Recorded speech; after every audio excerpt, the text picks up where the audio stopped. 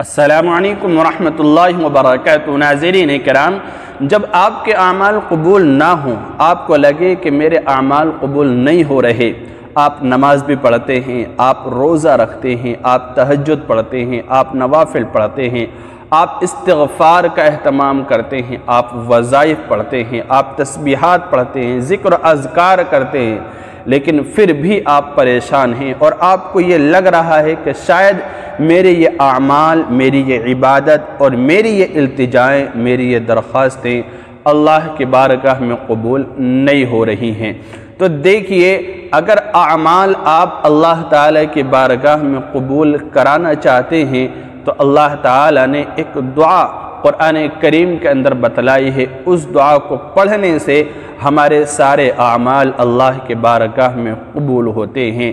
وہ دعا کیا ہے اور کس طرح سے پڑھنا ہے، توجہ کے ساتھ سنتے رہیے۔ دیکھیے، اعمال قبول ہونے کے لیے اس دعا کا اہتمام کرنا چاہیے۔ ربنا تقبل منا انک انت السمیع العلیم، ربنا تقبل منا انک انت السمیع العلیم۔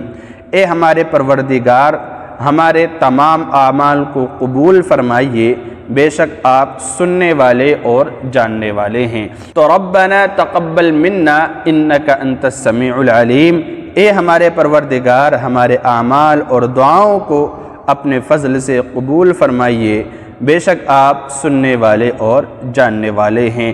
یہ دعا اتنی طاقتور ہے کہ آپ اعمال کے بعد جو بھی عمل کریں، نماز پڑھیں یا صدقہ دیں یا کسی کی آپ مدد کریں یا آپ کسی کا سہارا بنیں یا کوئی بھی اللہ تعالیٰ کی عبادت کریں، تو اس عبادت کے بعد آپ اس دعا کو پڑھ لیں کم از کم 11 مرتبہ۔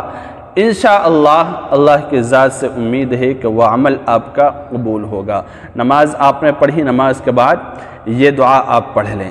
آپ نے کوئی اچھا کام کیا، یہ دعا پڑھ لیں۔ کوئی آپ نے تہجد کی نماز پڑھی، استغفار کیا، ذکر اذکار کیا، کوئی بھی آپ نے اچھا اور نیکی والا کام کیا، تو آپ جو ہے یہ دعا پڑھ لیں۔